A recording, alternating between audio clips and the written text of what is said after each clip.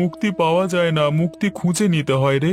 চল, বরং চায়ের দোকানে বসে কিছুক্ষণ কথা বলা যাক। কতদিন পর তোকে দেখলাম।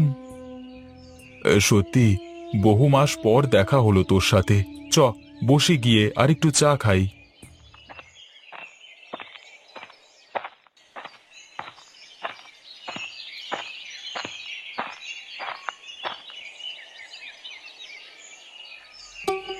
ভাই, 2 কাপ চা দাও তো। হ্যাঁ, দিচ্ছি ভাই, আপনারা বসুন।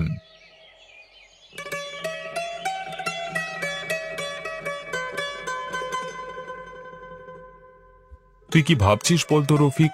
অভাব তো আমাদের পিছুই ছাড়ছে না। জানি, কিন্তু আমাদের কি এভাবে বসে থাকলে চলবে? কিছু একটা তো করতে হবে। এভাবে তো আর সত্যি চলছে না।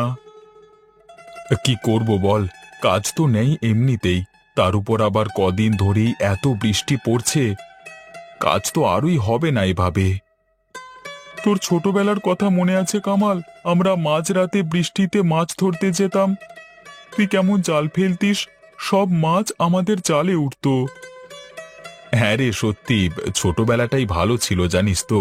কোনো চিন্তা নেই, ভাবনা নেই, শুধু আনন্দ। এখন সেসব দিনগুলোর কথা খুব মনে পড়ে রে। ঠিকই বলেছিস। এক কাজ করি, এই অভাবের সংসার তো লেগেই আছে, সবই থাকবে। আমরা আবার আজ রাতে যাই, মাছ ধরি, সেই ছোটবেলার মতো। ওসব মাছ ধরা ছেড়ে দিয়েছি, আজ বহুদিন পেরিয়ে গেছে। এসব কি আর এখন হবে? নাই বা হলো, নাই বা পেলাম মাছ, কিন্তু একসাথে গেলে আবার তো ছোটবেলার মতো করে কিছুটা কাটাতে পারবো। সেটাই বা কম কিসের? চল না, খুব একঘেয়ে লাগে রে আজকাল, খুব ক্লান্ত হয়ে গেছি। মাঝরাতে বৃষ্টির মধ্যে যাবি? হ্যাঁ, ঠিক ধরেছিস। এখন বৃষ্টি বাদলার সময়। চল, আবার সেই পুরনো দিনে ফিরে যাই।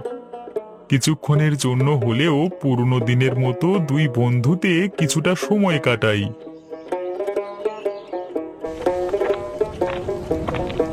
তুই তো ভালোই জানিস এখন মাছ ধরবার মোক্ষম সময়।